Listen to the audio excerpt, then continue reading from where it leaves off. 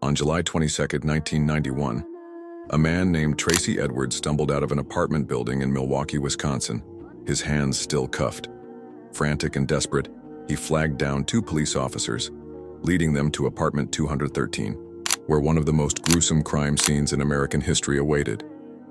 Inside, officers discovered photographs of dismembered bodies, human remains in the refrigerator, and a sense of horror that would haunt them for years. This was the apartment of Jeffrey Dahmer, later known as the Milwaukee Cannibal.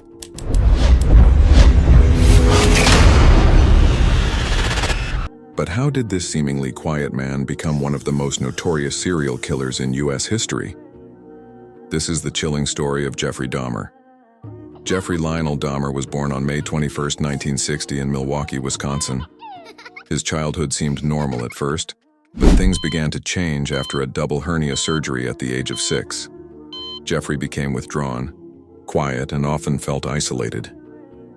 During his teenage years, he developed a disturbing fascination with dead animals, dissecting roadkill in the woods near his home. He began drinking heavily to cope with his loneliness, hiding bottles of alcohol around his school. But no one could have predicted that these warning signs would one day escalate into something unimaginably dark. In June 1978, just weeks after graduating high school, Jeffrey Dahmer committed his first murder. He picked up 18-year-old hitchhiker Stephen Hicks, inviting him home for drinks. But when Hicks tried to leave, Dahmer bludgeoned him with a dumbbell and later strangled him to death. Terrified of being caught, Dahmer dismembered the body, crushing the bones and scattering them in the woods behind his home. This was just the beginning. For nearly a decade after his first murder, Dahmer managed to suppress his urges, but in 1987, his killing spree truly began. He moved to Milwaukee and started luring young men to his apartment, offering money or companionship. Once inside, Dahmer would drug, sexually assault, and kill his victims, often photographing the gruesome process. He then dismembered the bodies, keeping skulls, bones, and other remains as trophies.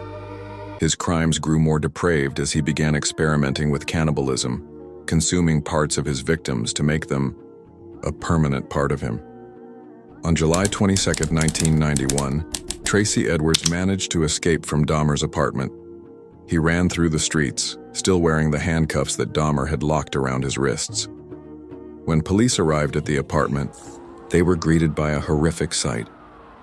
Human heads in the refrigerator, Polaroid photos of dismembered bodies, barrel filled with decomposing remains. Dahmer was arrested immediately, and during questioning, he calmly confessed to killing 17 young men and boys. Dahmer's trial began in January 1992. He pleaded guilty to 15 of the 17 murders, admitting to all details with chilling detachment. The courtroom was packed with victims' families, some sobbing while others expressed rage at Dahmer's lack of remorse. In a shocking twist, Dahmer addressed the court, stating, "I didn't ever want freedom. Frankly, I wanted death for myself."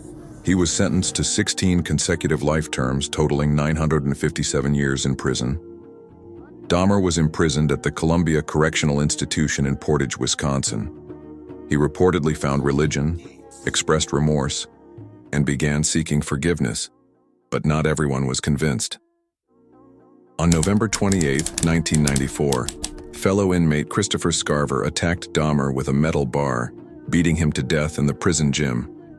Many felt that Dahmer's death was a form of poetic justice, considering the brutal nature of his crimes. The FBI became involved after Dahmer's arrest, analyzing his behavior and crime scenes to better understand his motives. Experts from the Behavioral Analysis Unit examined his psychological profile, searching for answers as to why he committed such horrific acts. The question remains, was Dahmer a product of his upbringing, mental illness, or something far darker? Jeffrey Dahmer's story remains one of the darkest chapters in American criminal history. His calculated brutality shocked the nation and continues to haunt Milwaukee to this day. Was he born a monster, or was he shaped by a broken childhood? And inner demons, what do you think?